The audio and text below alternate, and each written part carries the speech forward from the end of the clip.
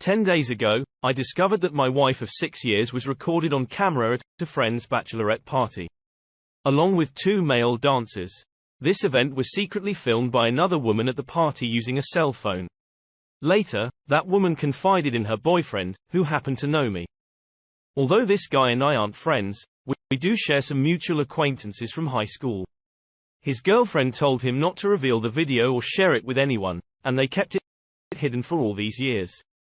It's important to note that this guy and I have never been on good terms. We've merely crossed paths due to our mutual connections. However, they broke up some time ago. And since then, he's been casually showing the video to friends as a sort of entertaining story. It became a recurring topic at gatherings, meetings, or guys' nights out, purely for amusement. Most of the women seen engaging in inappropriate acts in the video were in relationships at the time. I can't help but suspect they might have been mocking me and the other guys. Although that might just be my own insecurity talking, as the story had never reached me or any of my close friends. That changed about a month ago when one of our mutual friends had a drink with this guy. The conversation somehow steered toward the story, and he began joking about how his ex-girlfriend had recorded a group of girls going wild at a bachelorette party, including 2 dancers getting involved with one of the women, who happened to be my girlfriend at the time and now my wife. Apparently, he had trust issues with his girlfriend back then and kept a close watch on her activities. So she recorded everything as proof of her innocence in case he suspected her of cheating. This led to her involving her friends to demonstrate to her then boyfriend that she was the innocent and virtuous one. According to our mutual friend, during this incident, all the women, including the one with the camera, went backstage into the dancers' dressing room. My girlfriend was the only one that went all in. Not just BJ and flashing, she took on both dancers at the same time in the dressing room. While her other friends gave BJ and flashing, she was being plowed by both dancers while the other woman secretly recorded. About a month ago, my friend became aware of this situation and felt the urge to confide in me. However, he grappled with this decision because he was well aware of my current happy marriage with her, and he shared a close bond with both of us. He understood the depth of our love for each other, especially considering we have 2 young daughters together, aged 3 and 5. 11 days ago, on a Friday, my friend reached out to me and expressed a desire to discuss something crucial. His tone during the conversation indicated the significance of the matter. I believed it was a substantial issue, possibly related to some challenges he was facing, and he needed someone to talk to. Over the years, our friendship, which began in high school, had been characterized by mutual support.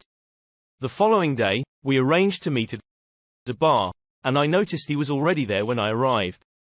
His anxious demeanor upon my arrival made it apparent that he was preoccupied with something, and I suspected it had to do with me rather than himself.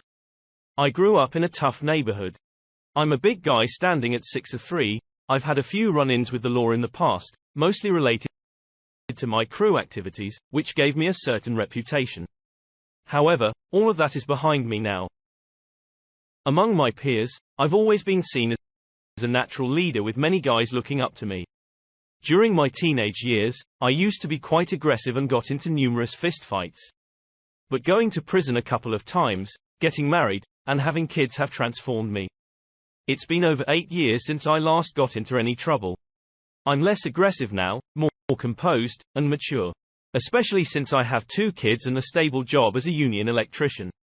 I have a long history with one of my friends. We go way back to high school. I used to protect him from bullies since he's a year younger than me. Now at 29 years old and working a decent corporate job, our social circles didn't overlap much. Anyway, when I took a seat at the bar, I could sense that whatever he had to say was about me, judging from his body language. It made me quite anxious. So I turned to him, asked how he was doing, and inquired about what was bothering him. He replied that what he was about to tell me might seriously affect my relationship with my wife, but that he felt I needed to know. He didn't want me to find out years down the line that he knew something but didn't tell me. He felt it would be dishonest to keep this from me. And at this point, I thought he should just go ahead and spill the beans. Then he dropped the bombshell a few weeks ago while hanging out with some friends, one of of them showed him a video from about 5 years ago. The video depicted my wife involved with 2 dances in a dressing room. When I heard this, I couldn't believe it. I was flooded with emotions like anger, confusion and shame all at once. I had the urge to confront him thinking it might be some kind of prank, but deep down, I knew it was true. I distinctly remembered the day my wife mentioned attending a bachelorette party for one of her friends 5 years ago. Back then, we had been exclusively dating for about 7 months, but hadn't moved in together yet. My girlfriend came from a traditional Irish Catholic family, and she was exceptionally beautiful. I truly love my wife, so my initial reaction was to protect her honor and reputation. In the past, the old me might have even confronted my friend aggressively for bringing this up. Maybe that's why the acquaintance didn't inform me earlier, knowing I had a history of rage. I inquired if my friend had the video, and he claimed it was on his friend's phone. He said he only saw part of it, but I suspected he was lying because usually people don't watch just part of something like that. However, that detail doesn't matter at this point. I realized my friend wouldn't bring me here just to play a cruel joke about my wife's affair. That would be extremely risky with someone like me. So I asked him how I could contact the guy with the video, and my friend said he could arrange something. I inquired if I could have the guy's phone number and my friend stepped outside to make a call. We went outside together and upon returning, he told me the guy wasn't answering, but had sent a text. My friend assured me he'd keep me updated once he heard back. I initially wanted to leave the bar and immediately call my wife, but my friend advised me to take some time, think things through before doing anything rash. So I decided to stay at the bar and talk to my friend about my relationship with my wife, which had been great up to that point. I never expected her to be involved in something like this. During the first year of our dating, she did show a bit of a wild streak, but I didn't realize how wild it was until now. After that first year, it seemed like she had turned her life around, leaving that party phase behind. However, she does change when she drinks. When we started dating, she was still in that party phase, but that's no excuse because we were in a committed relationship when attended that bachelorette party. Our relationship, like any other, has had its ups and downs. Her issues with alcohol were a problem at one point, but she got it under control, mainly because of our first daughter. While I was talking to my friend, he received a text from the guy and said he could share his number with me. I immediately called him and asked if we could meet so he could give me the video on a flash drive. He told me he was out of town and would return next week. I expressed my interest in obtaining a copy of the video and inquired about how much he wanted in exchange for deleting it from his phone or any other storage. I hope he'd agree to delete it willingly, but he asked for $1,500. This was one of the reasons I never liked him. I managed to negotiate it down to $1,000. There seemed to be no reason for him to hold on to this video. My wife and his ex-girlfriend were no longer friends, and his ex-girlfriend likely wouldn't hold it against him. I think he was just being a jerk.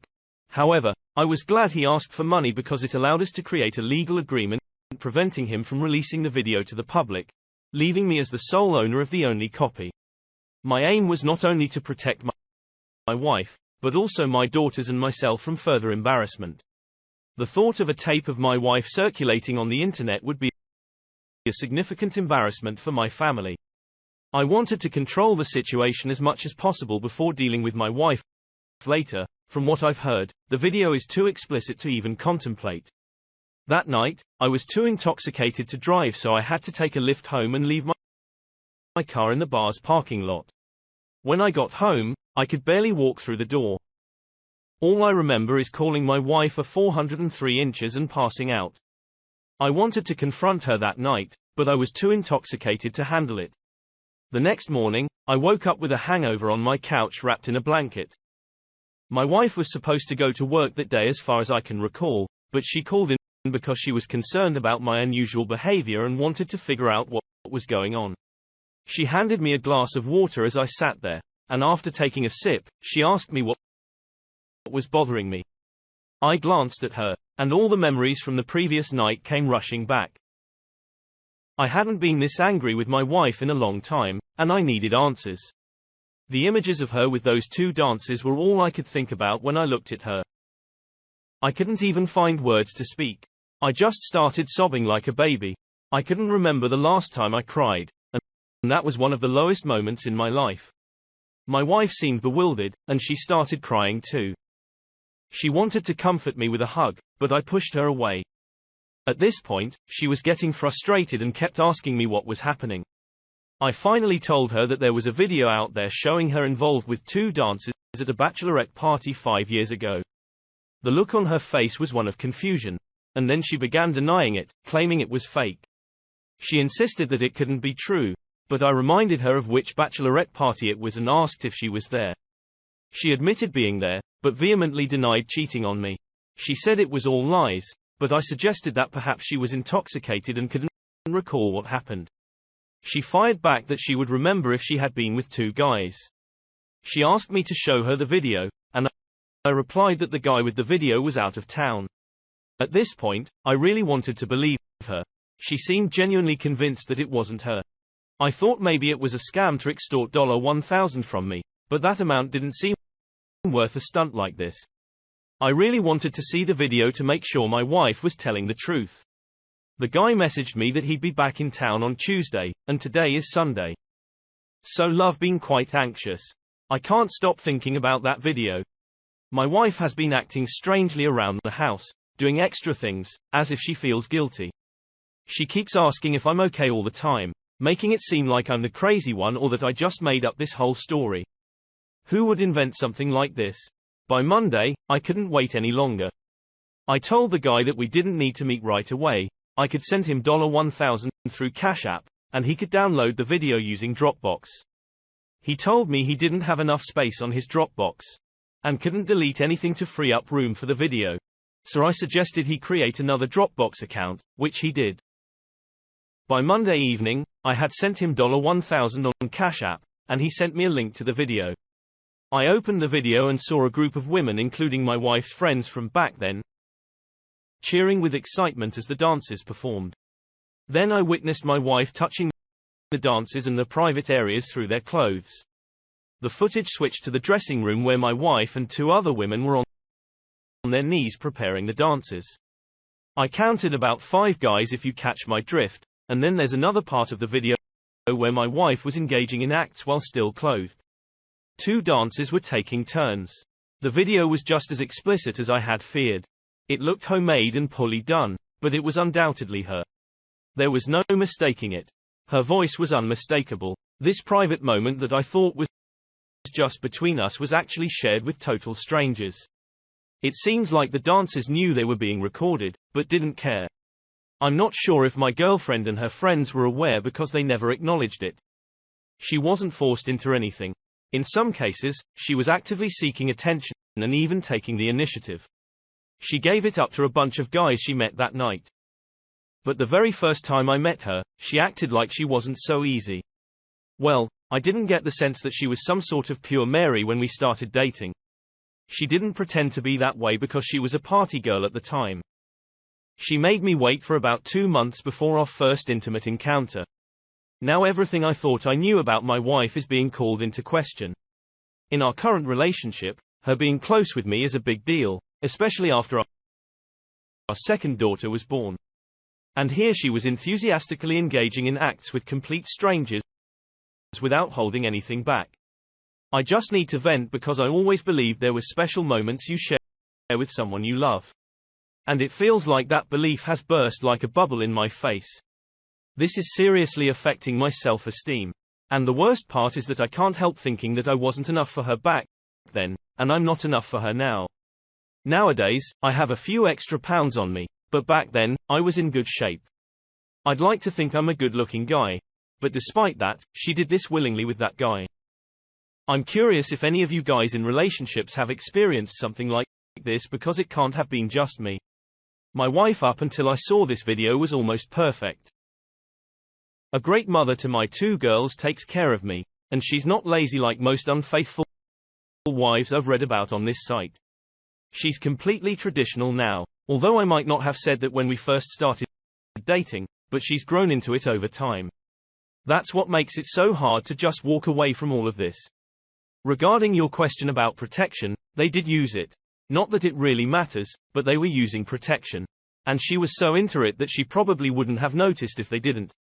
I remember how adamant she was about using protection the first time we were close, and it actually scored her some points in my book back then. This whole situation makes me wonder if our relationship all this time has just been a big lie. Maybe I don't really know who she is. Perhaps she had other partners I didn't even know about because she could have sworn on her life that the person in the video wasn't her before I saw it. If I had just heard about the video and hadn't seen it, I might have believed her. She was that convincing. So now I'm wondering what else I'm believing that isn't true. When she came back home that evening, I connected the video to my TV so she could clearly see it was her. I admit I went overboard because I was furious with her. I thought she'd show some remorse or beg for forgiveness, but no. It was like she had prepared excuses in advance. She even claimed that we weren't in an exclusive relationship at the time and went as far as saying we weren't even in a relationship. I fired back. Even if she was right about us not being exclusive at the time, though we both know she's lying, how is it normal to have closeness with two men like that? The person she portrayed to me and has been acting as ever since we met is not the same as the one I see in the video. Then she changes her story again, claiming that she was drunk, and that alcohol caused him to take advantage of her. I pointed out that she was clearly a willing participant, and there was no point in the video where she resisted. She countered by saying the video was doctored and didn't show the whole picture. She also blamed alcohol, but she might have been a bit tipsy, yet she was fully aware her motor skills were normal and she wasn't slurring her words. She kept lying and making excuses. I didn't want to argue with her, but it felt like she was avoiding full responsibility.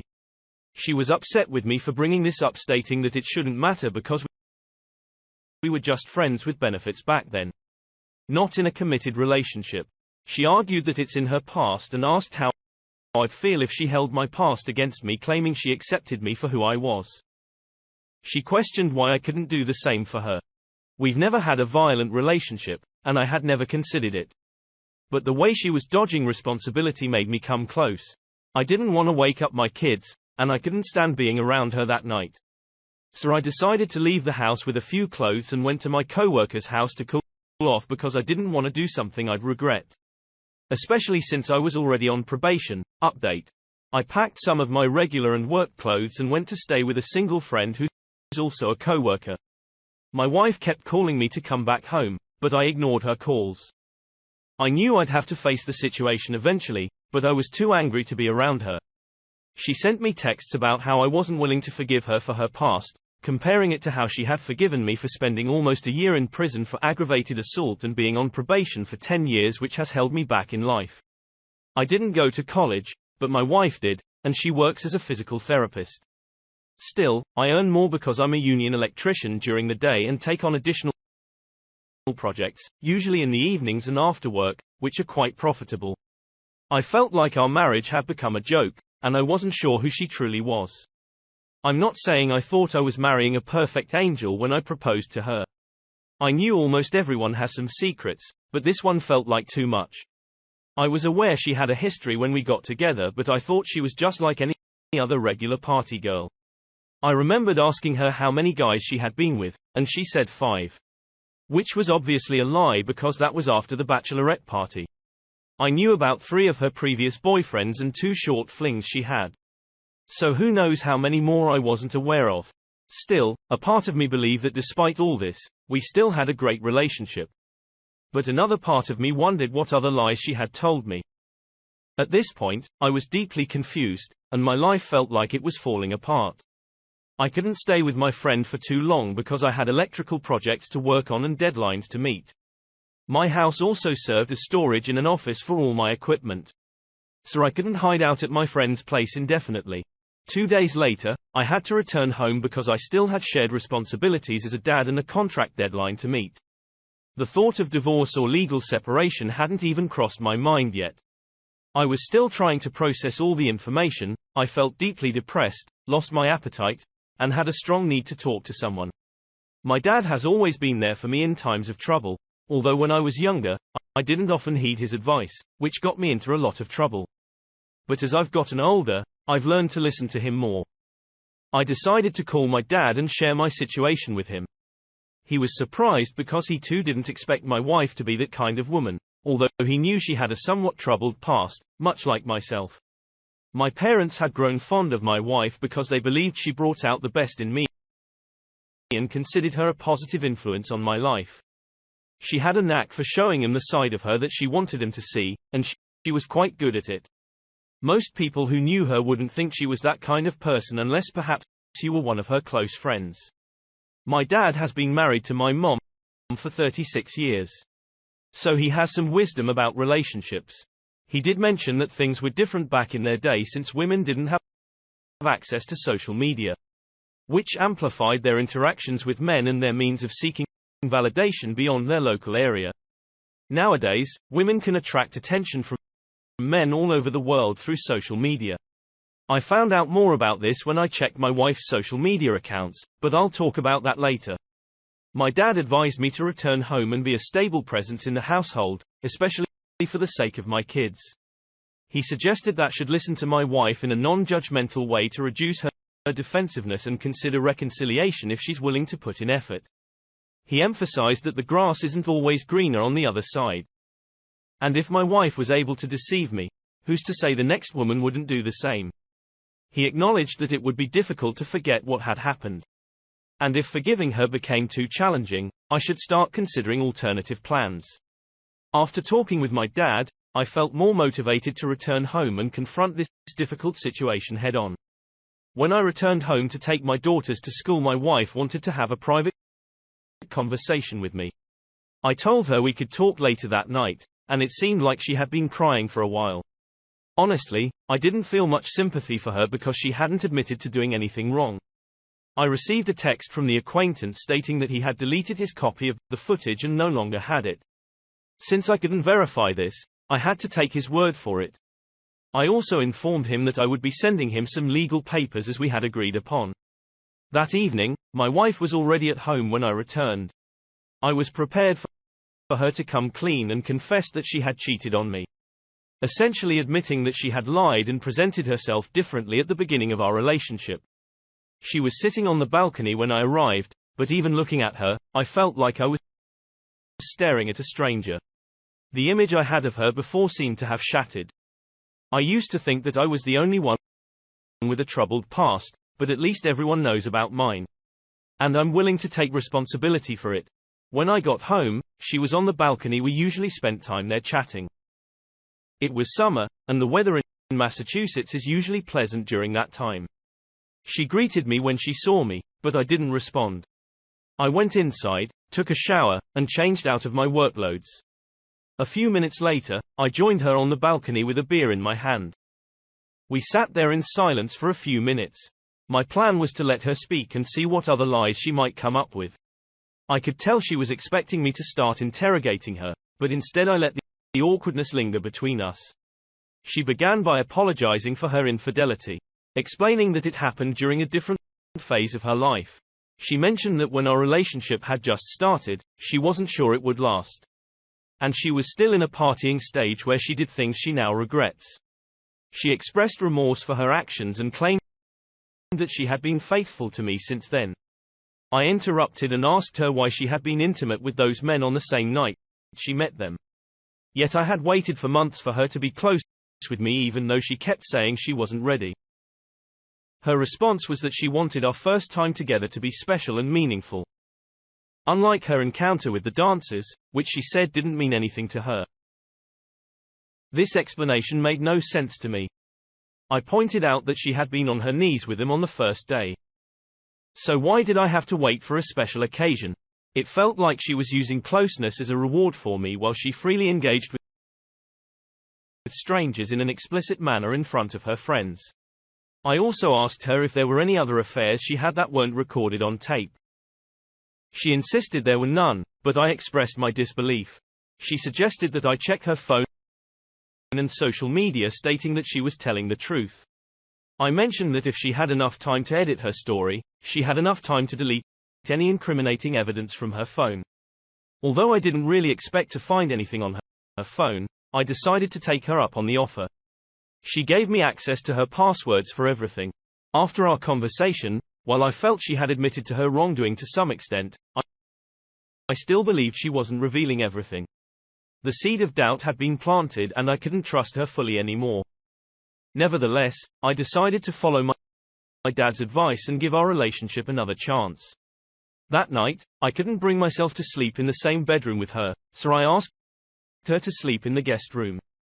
The next day, I initially resisted the urge to check my wife's social media because I didn't expect to find anything. I figured she must have cleaned everything up if she had something to hide.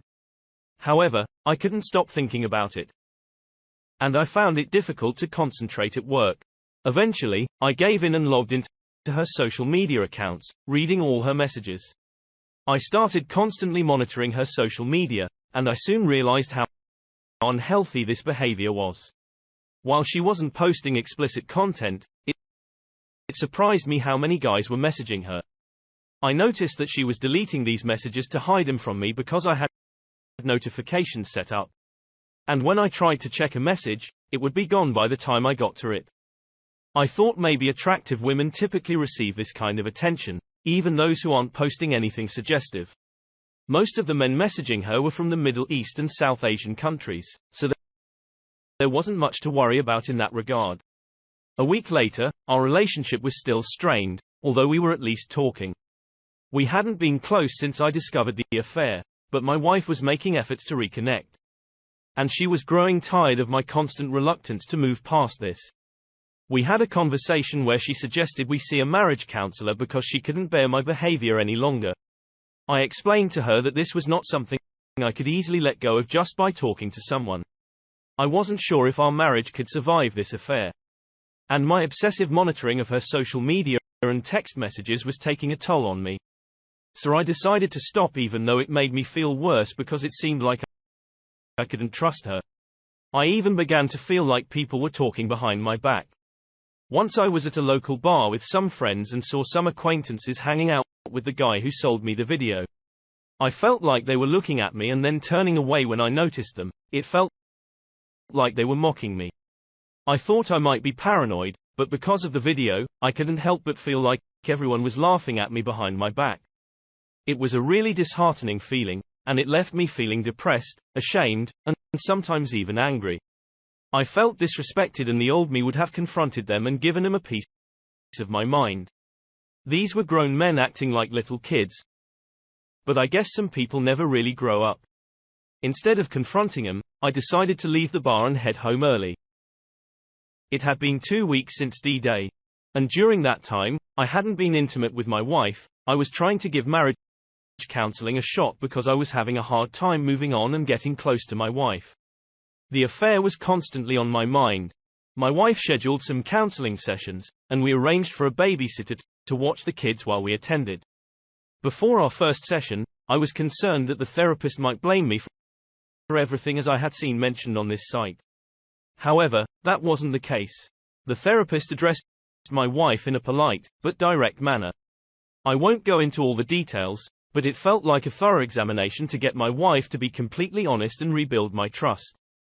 More truths came out, and my wife's reactions made me think there might be more incidents like that, although we might never know the full extent.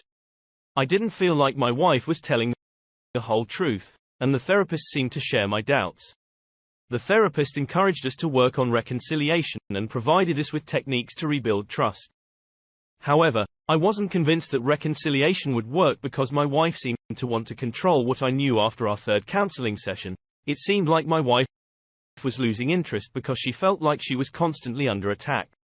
I was learning things about her that I had no idea about, and a side of her personality emerged during the sessions that she wasn't comfortable with. She even tried to persuade me to switch to another therapist, but I declined. She started making excuses like showing up late and claiming she was too busy with work to prevent us from attending. Sometimes she would call ahead of time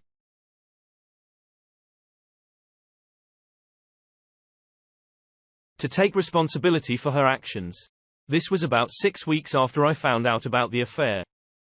Update: I finally talked to that friend who told me about the video involving my wife.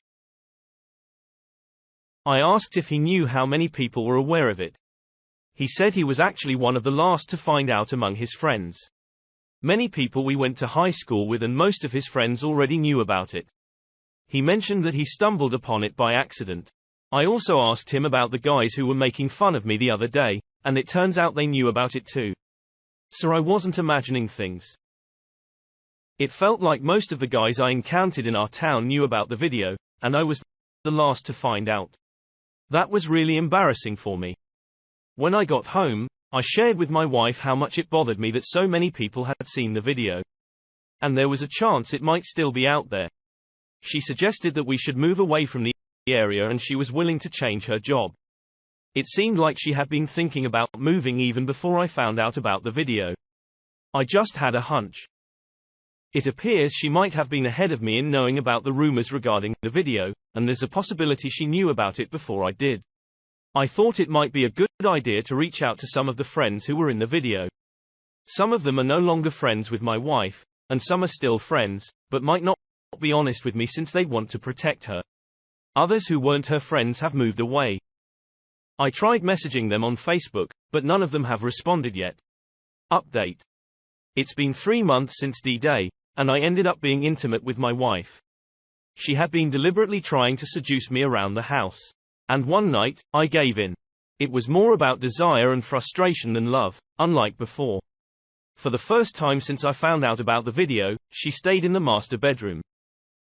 The following night, she tried to initiate closeness again, but I wasn't interested. I usually don't refuse closeness with my wife, so she got frustrated. She was willing to do things in the bedroom I used to beg her for, but I just wasn't into it. She attempted to cuddle with me, but it felt suffocating. I endured it for one more night, then couldn't take it anymore. So I started sleeping on the couch because I couldn't sleep otherwise. The next day, she said she hated seeing me suffer like this over nothing and suggested giving me a hall pass for a year. But I explained that this wouldn't change the fact that she wasn't the person I thought she was. Being intimate with other women meant nothing to me. I wanted something more meaningful with someone I loved, but I didn't feel like I could get that from her anymore. About 4 months in, I called my dad and told him I didn't think I could forgive my wife and that I was considering legally separating from her. My dad suggested I move to another place for a couple of months, thinking that some time apart might help. When I got home that day, I told my wife I'd be looking for another apartment close by so I could still see the kids as often as before. She pleaded with me, but my mind was already made up. Update. A week later, I signed a month-to-month lease for a furnished studio apartment near my house. All this time, I've been having doubts about the whole separation idea. I didn't want to move away from my kids or leave my wife. I really tried to stay, but I felt like a temporary break from my wife would be good for my mental health. My intention wasn't to move out permanently, but to take some time for myself. Plus, I still have keys to my house where I keep my work tools and equipment. The night before I moved to my apartment, I had a serious argument with my wife. She got really upset with me, claiming she's given me space throughout this whole process. She thought I was acting completely irrational. She said I've gone mad for leaving them over something that happened when she wasn't even sure we were in a relationship. I told her we've discussed this before, and I believe there are still things she's not telling me. I need some time to collect myself. She asked how long we'd be separated, and I said I'd give it 2 months since most of my things are still at the house. We agreed to work toward reconciliation. After moving into my studio apartment, I felt more at ease. The first day was tough because my wife was really upset with me. She even told our 5-year-old daughter that I'd abandoned them. Who says that to a 5-year-old? When I came to take my 5-year-old kindergarten and my 2-year-old to daycare, my daughter told me that Mom was crying. When she asked her what was going on, she said that Daddy had abandoned them. I told my daughter that I hadn't abandoned them because I'm still here taking them to school. After I dropped my daughters off at school, I called my wife and told her she should feel bad about herself for trying to manipulate our kids by telling them lies about me.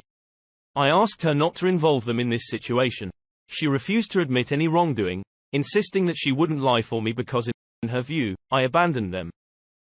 I reminded her that the only real change was that I no longer live with them. But I've still been fulfilling all my responsibilities as a father. The next day, I took my kids to school and daycare, and they seemed happy. After dropping them off, I went to work. After work, I headed straight to my client's job site to finish up some extra projects. Then I went home to rest, and it was pretty much the same routine every day.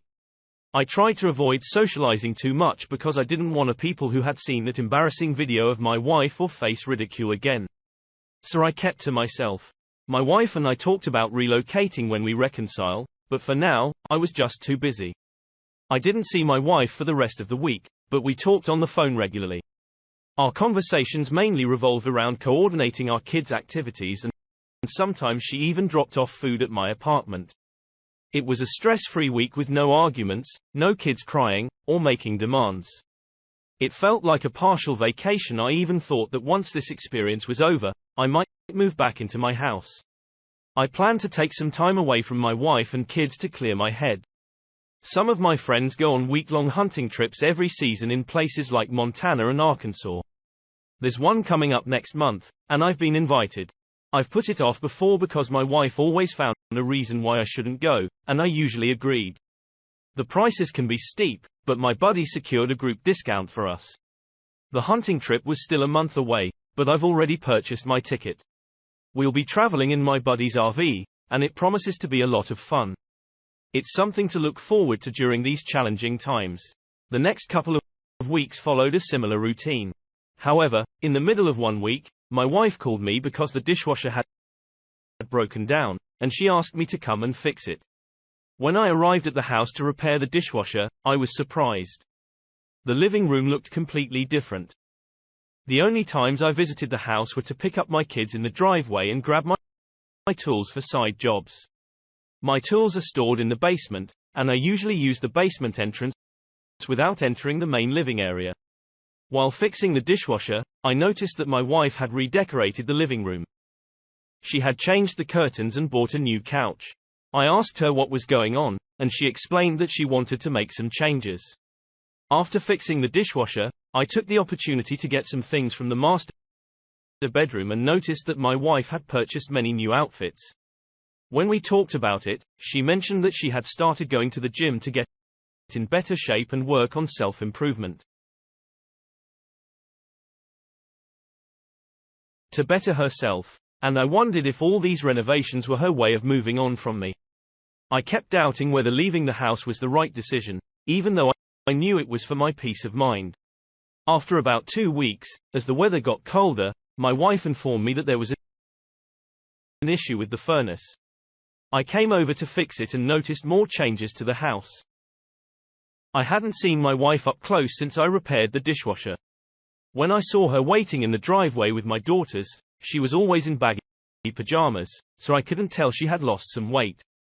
I mentioned it, and she explained it was her self-improvement month. We talked, and I got the feeling she wasn't as interested in me moving back. Why would she be? She still sees me as the handyman. I'm taking care of the kids and contributing financially. I'm still paying my share of the mortgage, and she gets the benefits of having a man around without having to cook or be intimate with me. It's like she's enjoying the best of both worlds. I informed my wife about the upcoming hunting trip to Montana, expecting her to object or raise concerns like it's dangerous or expensive. But she didn't object, ask questions, or show any resistance. She was surprisingly easy to talk to, and that made me uneasy. I thought maybe she had moved on and didn't care if I returned or not. That's the vibe I got from her. 2 weeks later, I went on the hunting trip with my friends, returned a week later and picked up my daughters for school that Monday.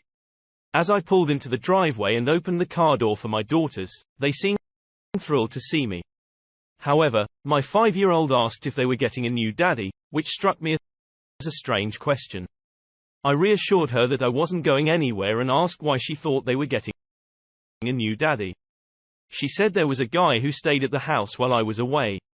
I initially thought my daughter might have mistaken the man for my brother-in-law, who used to stay with us.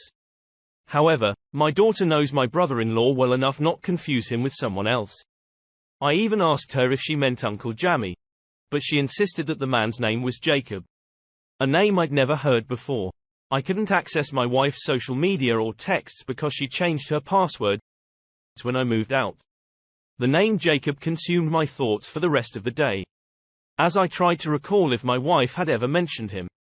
Before my hunting trip, I noticed my wife was no longer enthusiastic about reconciling, she just wanted me to be there and fix things. I began to assume the worst-case scenario that what my daughter said was true and there was a man named Jacob involved with my wife romantically. I thought that if I acted unsure about Jacob, it would allow my wife to deny any knowledge of him, similar to her denials on the footage where she tried to deny anything was happening and gaslighted me. So I decided to visit her that evening while my kids were asleep. I wanted to surprise her by showing up unannounced, but she didn't seem surprised. Perhaps because she expected me due to my recent out-of-town trips. Our relationship remained cordial. Although I sensed that the idea of reconciliation was losing momentum, we still operated under the impression that we should reconcile. I had the keys to the house, so I let myself in. When she saw me, she asked if I was hungry, but I declined expressing my desire to talk. We sat in the living room, and I confronted her straight away about what I knew regarding Jacob, and why she was having an affair when we had agreed to work on reconciliation. I observed her body language closely to gauge her reaction. She ran her fingers through her hair nervously, a sign that she knew she had been caught. Swiftly, she lifted her head and explained that Jacob was a co-worker. They had a close working relationship. And since I wasn't around, she had called him for help with household chores. I pressed her further, asking if this help extended to sharing our bedroom. She gave me a strange look. And in a raised voice, I demanded an answer.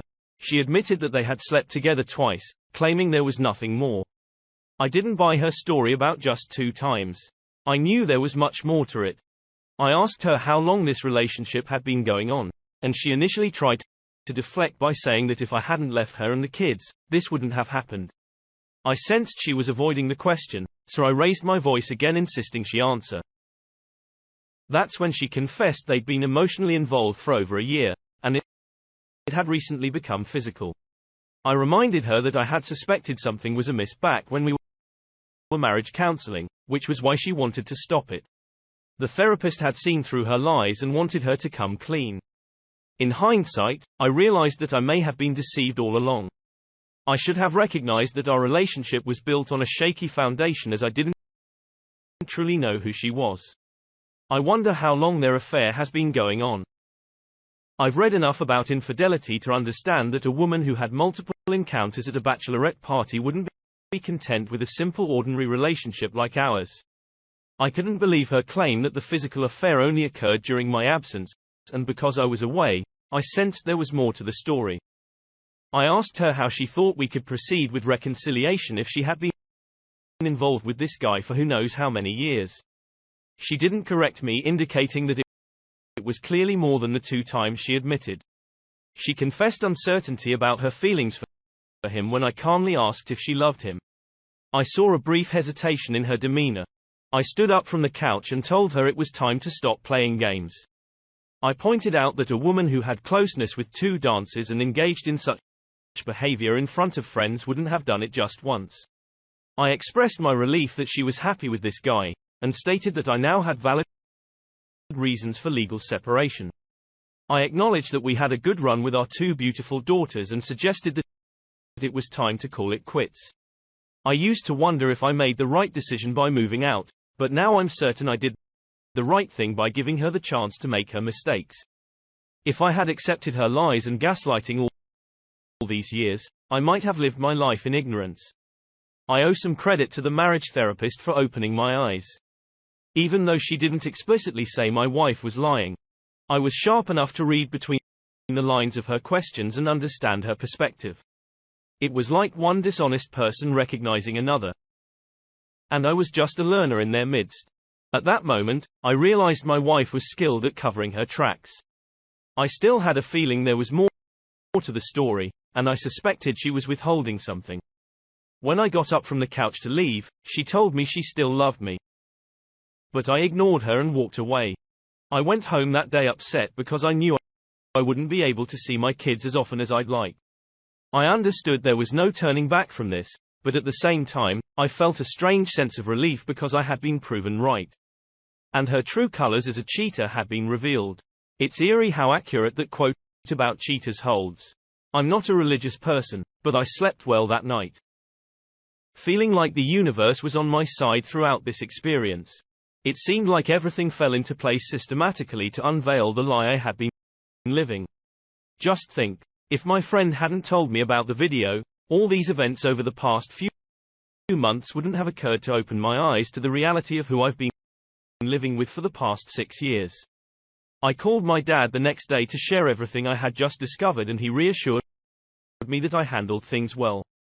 He told me not to blame myself because it wasn't my fault and that everything happens for a reason, bringing what was hidden into the open.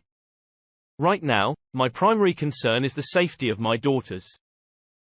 I need to know who the man my wife has introduced to them is. You've probably heard about individuals who date single moms with daughters for harmful reasons. And I wouldn't forgive myself if something like that happened to my kids. The next day, I picked up my children from school as usual. My wife called me to discuss our situation and mentioned she still wanted to reconcile with me, promising to cut off contact with the other man. I reminded her that she'd been in a relationship with him for years, so that wasn't the main issue anymore. For the first time, she challenged my belief that their relationship had been ongoing for years, claiming it only became physical recently when I abandoned her and the children. I saw this as an obvious attempt to deflect the blame, and I wasn't buying it. I pointed out that while we were supposed to be working on reconciliation, she had engaged in a physical relationship and even invited the man into our marital home. Instead of seeking revenge, I believe the right thing to do now was to get a divorce and focus on our daughters because she had already given up on our relationship a long time ago. She responded by blaming me for giving up when I left home, and I hung up the phone to avoid arguing with her. Despite her beauty, I knew she wouldn't struggle to find another man, possibly even better than me. I hoped she would find someone better for the sake of my daughter, as the worst case scenario would be if she were having encounters with random men in my house, putting my daughters in danger. The next day, I reached out to one of her co-workers who had worked with my wife for 2 years at the hospital, as well as at her previous job. I called her unexpectedly and explained that I had recently suffered a work-related injury and needed a male physical therapist. I mentioned that my wife had recommended someone named Jacob and asked if she knew anything about him. I framed it this way because I knew she was knowledgeable about the workplace. She replied that she didn't know any Jacob, and the only Jacob she was aware of had been one of my wife's former clients at their previous job. I thanked her and ended the call. I realized that my question to her had been somewhat deceptive, and she might eventually ask my wife about it. So I decided to confront my wife about her obvious lie regarding Jacob being her co-worker. I couldn't wait to discuss this with her in person. Moreover, there was no telling when her co-worker might call her and inform her about the strange call she received from me, her husband. Therefore, I acted promptly by calling my wife to address the issue. I asked her why she had lied to me about the identity of her affair partner, pointing out that Jacob had been her client for more than 2 years, and she had lied about it. I told her it was my right to know that wasn't bringing home strangers and potential dangers to our daughters. She responded by saying that Jacob wasn't a dangerous person. He was a widower and a businessman who owned several hotels in the area. She claimed he was a clean and trustworthy person she had known for years. And he had been her client when his wife tragically passed away. She mentioned they had good chemistry, but couldn't pursue anything due to her marriage. However, when I left them, she decided to give it a try. Interestingly, she kept trying to shift blame onto me while also admitting her own fault in the same sentence. After my call with my wife's co-worker, I strongly suspected that my wife had been involved in a physical relationship with one of her wealthier former clients for well over 2 years or possibly more. I decided to do a background check on him, and thankfully, he doesn't seem to have a history of criminal activity. I'd be dishonest if I didn't admit feeling a bit envious because this man was more successful than me. However, I also realized the importance of uncovering the truth about my wife continuing her secretive affairs after the bachelorette incident. It was crucial for me to start fresh. Some of you might suggest a DNA test for my daughters, but I don't think it's necessary because they resemble me. To keep it short, 2 months later, we got a divorce. And I sold the house, splitting the proceeds. My wife moved in with her affair partner who owns multiple properties. Although his main residence is 50 miles away, I I too relocated to another city for a new beginning. I found a better paying job and rented a condo with enough space to store my work equipment. Despite the challenges of adapting to a new area and securing contracts, I welcome the opportunity. Although I miss taking my kids to daycare every day, we share of my daughters, and I get to see them every other week. Life after divorce isn't as bad as I thought. And the custody arrangement provides me with time to pursue my hobbies. I haven't ventured into dating as I've been quite focused on work, and I don't foresee entering a long-term relationship anytime soon.